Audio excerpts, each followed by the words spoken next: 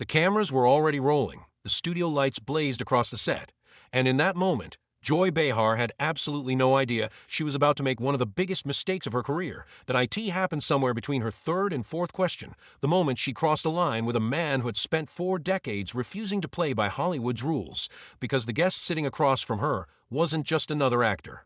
This was a man who had survived a plane crash. A man who once built furniture with his own hands to support his family.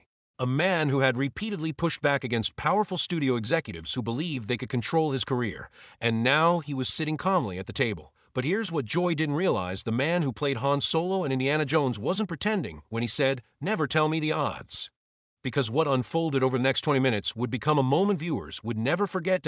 So before we dive deeper into this story, make sure you hit that subscribe button and drop a comment below, because what you're about to witness is more than just an awkward interview. That it's a collision between arrogance and authenticity, and it all started on a Friday morning. The studio of The View felt unusually tense that day. No one could quite explain it. Producers moved around the set with quiet focus. Camera operators double-checked their angles.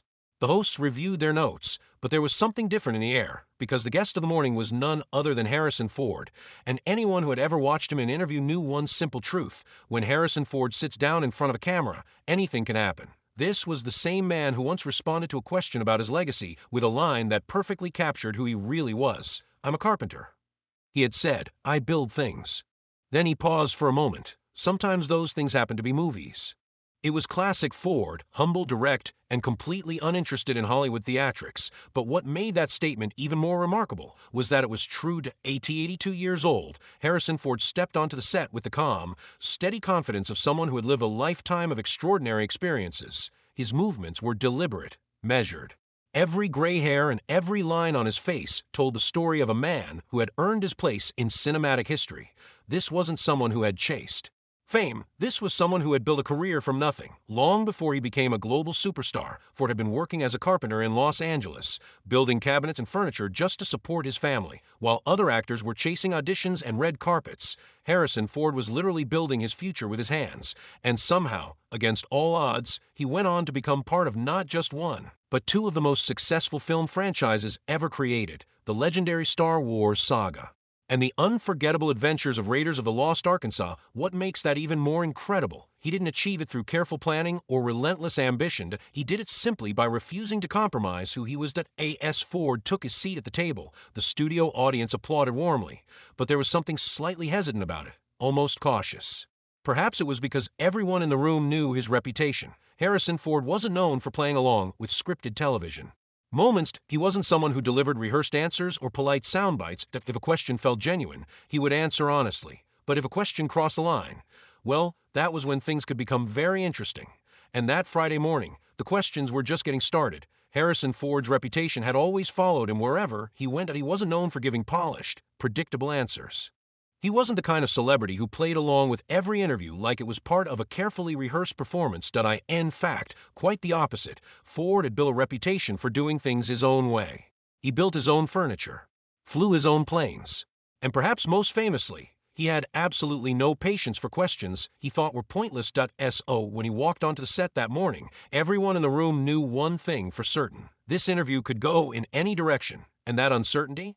It made the entire studio feel electric. Ford settled into the guest chair with a quiet grunt that the microphones immediately picked up. It gave the hosts a brief nod. No exaggerated grin, no polished celebrity smile. Just a simple acknowledgement. Across the table, the reactions were mixed. Whoopi Goldberg greeted him with the quiet respect of one industry veteran recognizing another.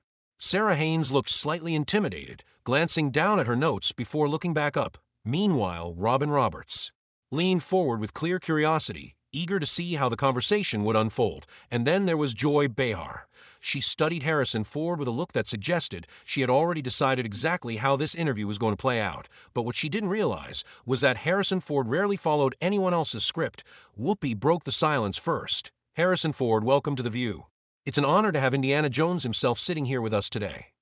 Ford gave a small smile. "Thanks," he said, his voice rough and unmistakable. "Though I'm not him. I'm just the guy who wore the hat."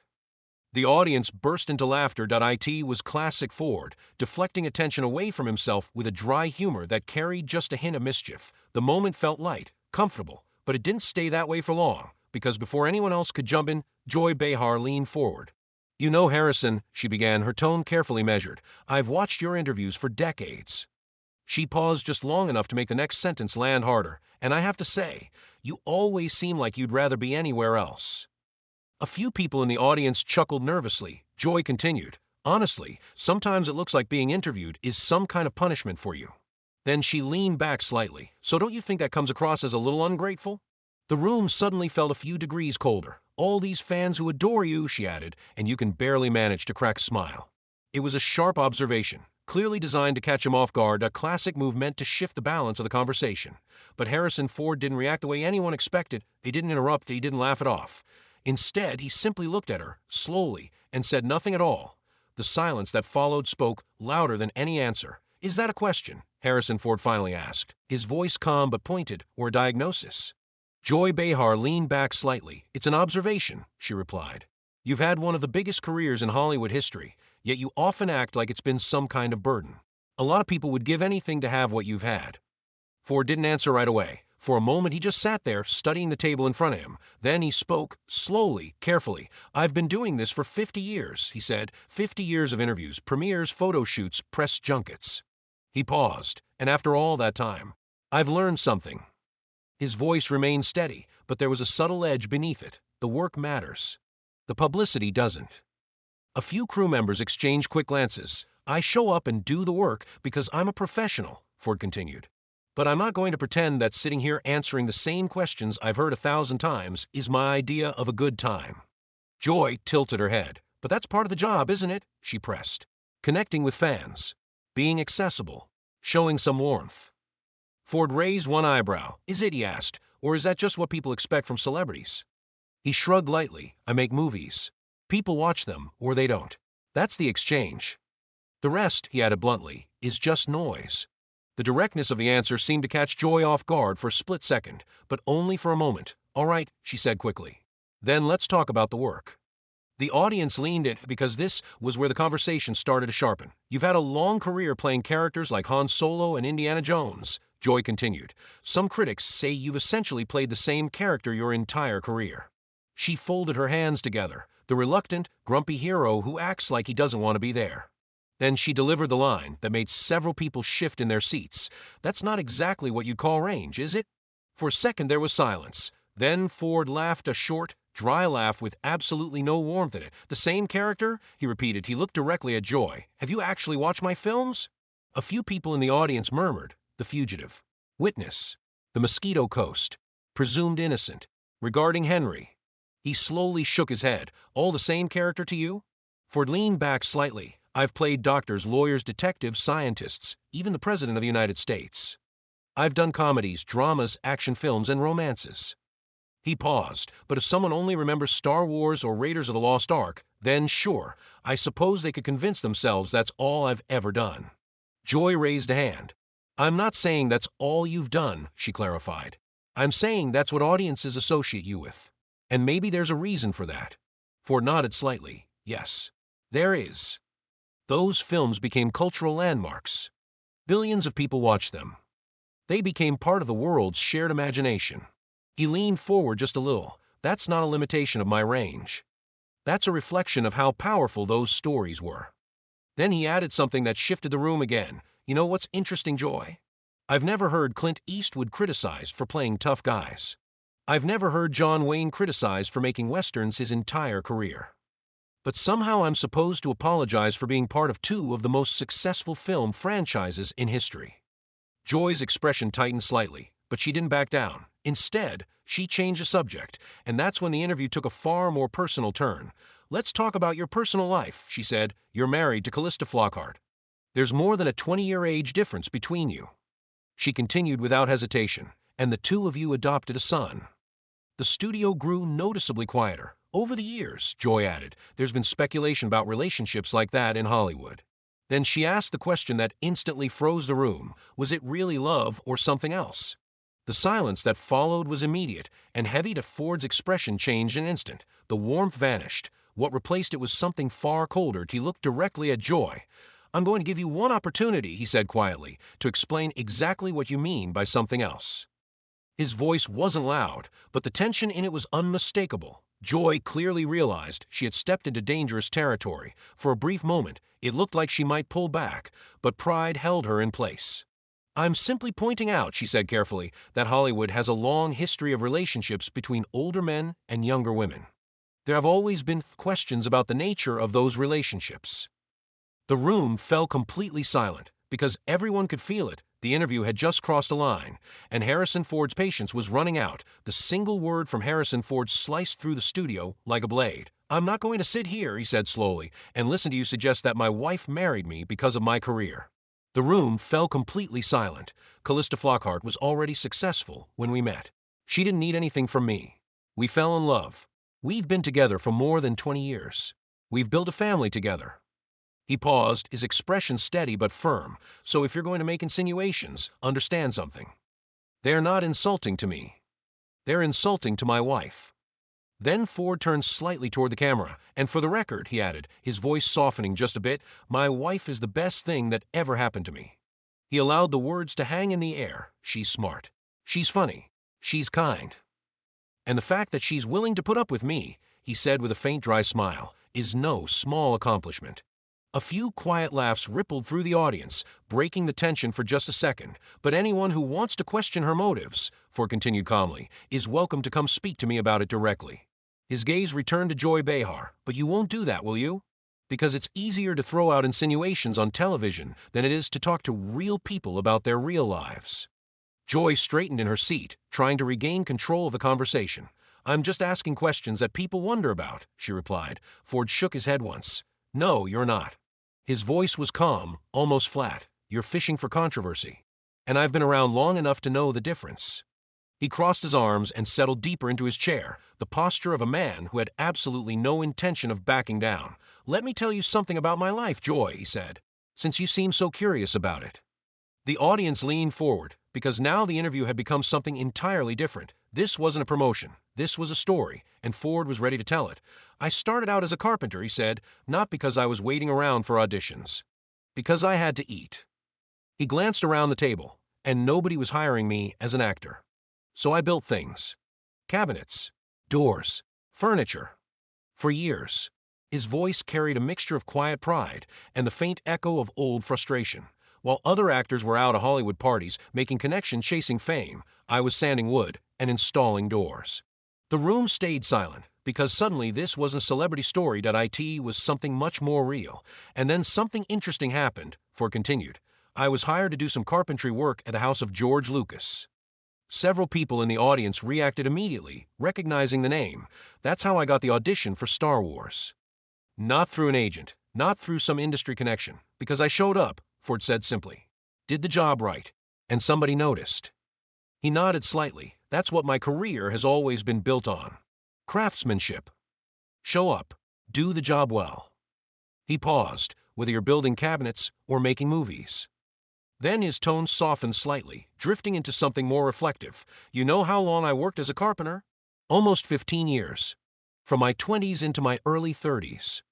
While other actors were becoming famous, I was measuring twice and cutting once. Learning patience, learning how to work with my hands. Learning that when you build something real, there are no shortcuts. His eyes drifted briefly past the table, as if recalling another time. I built a recording studio for Sergio Mendes.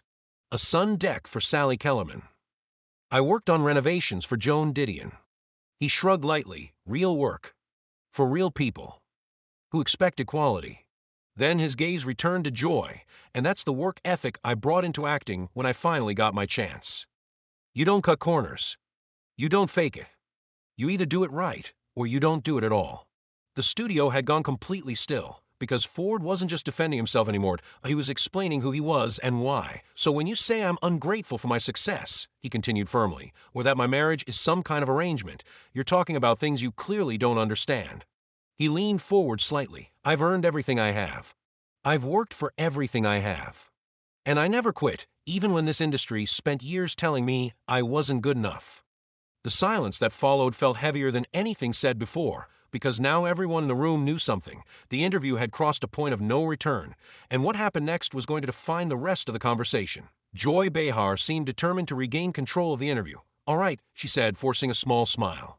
Let's talk about something else. The audience leaned in because everyone could feel the tension still hanging in the air. You've had several plane incidents over the years, she continued. Emergency landings, mechanical failures, situations where people could have been hurt. She paused before delivering the next line. And some people think that at your age, it's irresponsible for you to keep flying, that you're putting others at risk because of a hobby. For the first time since the question began, a faint hint of amusement crossed the face of Harrison Ford. My hobby? He repeated calmly. I'm a certified pilot.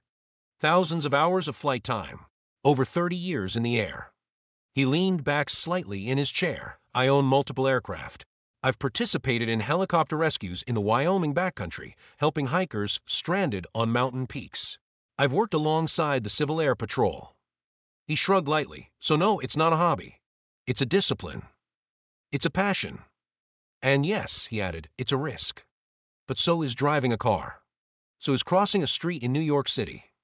The audience murmured softly. Ford continued, the incidents you're referring to involved equipment malfunctions, not pilot error. They were investigated thoroughly by the Federal Aviation Administration, and I was cleared of any wrongdoing.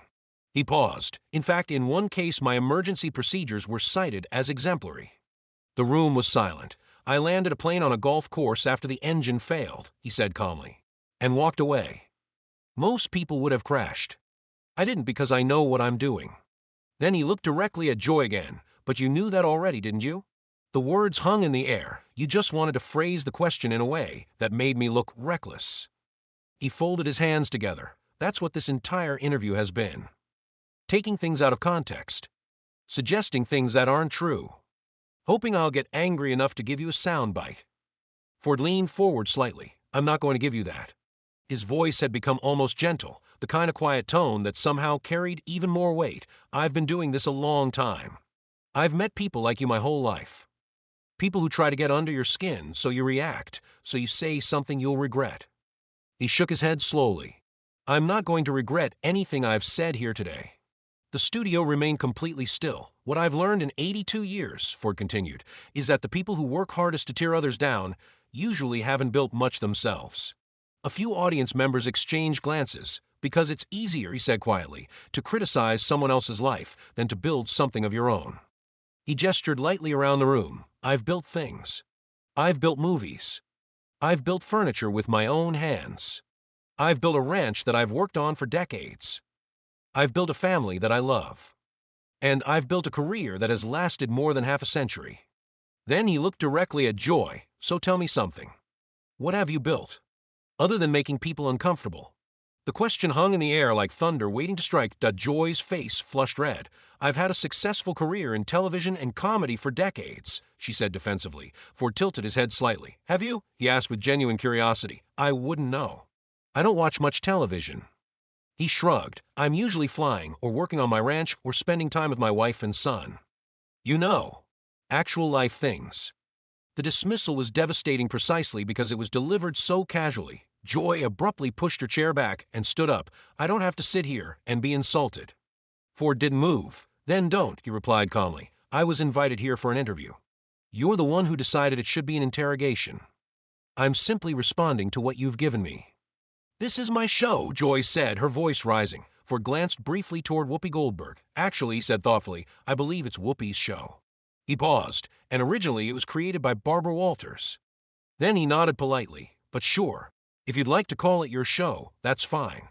The correction was delivered with calm precision. Joy stood there for a moment, clearly unsure whether to stay or walk away. Ford continued, his tone now sounding more like advice than confrontation. You know something, Joy? I'm not your enemy. I'm just a guy who made some movies. I came here today ready to talk about work, about life, about anything you wanted. But you came in with a plan. You decided before I even sat down that you were going to put me in my place. Ford shook his head slightly. I'm 82 years old. I've been put in my place by experts. Directors who didn't believe in me. Studios that told me my career was over. Critics who said I couldn't act. Even time itself. He leaned back comfortably. You're going to have to try harder than a few loaded questions and tabloid rumors. For the first time all morning, Ford smiled, and this time it almost reached his eyes. Sit down, Joy, he said calmly. Let's start again. Ask me about acting. Ask me about building things. Ask me what I've learned after 50 years of doing this. I'd be happy to talk about any of that. He folded his hands. But if you keep trying to provoke me, I'll just sit here comfortably and watch you get frustrated. Joy remained standing. Her hands were shaking slightly. I think we need a commercial break. Ford shrugged. We don't need anything. But if you do, go ahead. I'll wait. Something about his calmness finally seemed to break her composure. Without another word, Joy turned and walked off the set. The studio fell completely silent. Ford watched her leave, then turned toward Whoopi with a small shrug. Was it something I said? The audience, which had been holding its breath for nearly 20 minutes, finally burst into laughter. Whoopi shook her head, smiling. Harrison, you are something else. Ford gave a small nod. I'm just a carpenter who got lucky. That's all I've ever been. Sarah Haynes leaned forward eagerly. Can we ask you about your career? About what you've learned over the years? Ford nodded, and the tone of the conversation finally shifted. He spoke about fatherhood, about raising 5 children across different stages of life, about the challenges of balancing family with a career that often took him away for months at a time. I wasn't always there when I should have been, he admitted quietly. Work came first too often. That's something I live with. But he added something that resonated deeply with the audience. I've always tried to make sure my children know that I love them. And as I've gotten older, I've tried to become a better father. He paused. Sometimes the most valuable thing you can be is a failure who keeps trying. When the audience finally left the studio that day, they knew they had witnessed something extraordinary. Not exactly a fight, but something far more rare, a moment where authenticity stood its ground and refused to play along. But what the audience had truly witnessed that day wasn't just an argument. It was something much deeper. It was a demonstration. A lesson in how to face hostility without becoming hostile yourself. A masterclass in refusing to play someone else's game without ever losing your composure. And as the cameras kept rolling, Harrison Ford had done exactly that. He hadn't raised his voice, he hadn't lashed out. Instead, he simply stood his ground. Decades of experience and a lifetime of actually building something meaningful gave his words a weight that no loaded question could shake.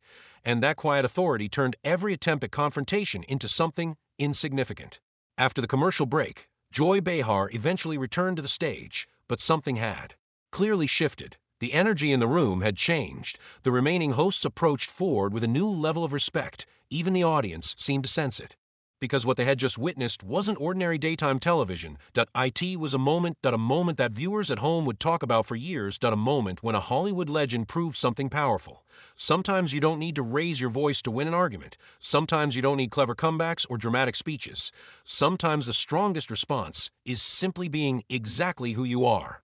And if who you are happens to be a carpenter who built a legendary career with his own 2 hands, well, that's proof enough. For generations of fans who grew up watching him swagger across the galaxy as Han Solo in Star Wars or outrun danger as Indiana Jones in Raiders of the Lost Ark, this moment felt strangely satisfying. Because behind those iconic characters, they finally saw the real man, the same man who moved audiences in films like Witness and The Fugitive. Direct, honest, completely unaffected by fame. Even his own, a working man who simply happened to become one of the most recognizable movie stars the world has ever known. And now the question is yours. What do you think about this incredible confrontation? Was Joy Behar simply doing her job by asking tough questions?